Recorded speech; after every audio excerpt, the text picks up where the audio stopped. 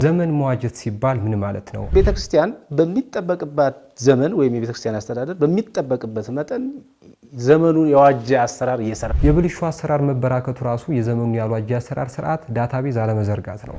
ከቀን አንድን ክርስቲያን እየገደልከው ያጠፋው ያሳደርከው ስትሄድ እዛ አካባቢ ያለውን ክርስቲያን ላታጣ የምትችልበት ምክንያት ምንድነው? 25 የሚደርሱ ኦርቶዶክሳውያን ተገድለዋል። አንድን ገበሬ በነገራችን ላይ ገጠር ያለን ገበሬ ቤቱን ካፈረስክበት ንብረቱን ካወደምክ በሬውን ካረድክበት ምን ሊሆን ይችላል? አምና ከተገደለው ቁጥር በላይ ዘንድሮም እየተደገመ እንኳን ዝምታን ነው የሚመርጡ። የበጎቻቸው መጥፋት፣ የበጎቻቸው መታረድ፣ የበጎቻቸው መሰደድ መንፈሳዊ ሰውን ያንገበግባል። አርሲ ሽርካ እንኳን ብናነሳ ከ2016 ዓ.ም እስከ 2017 ባለው ከ115 በላይ ኦርቶዶክሳውያን ተገድለዋል። ለምንድነው ፓትርያርክን የሚሳደብ ሰው ጳጳሳትን የሚሳደብ ሰው ወይም ደግሞ የኢትዮጵያ ቤተክርስቲያን ጳጳስ የላትም የሚል ሰው የመጣው ለምንድን ነው?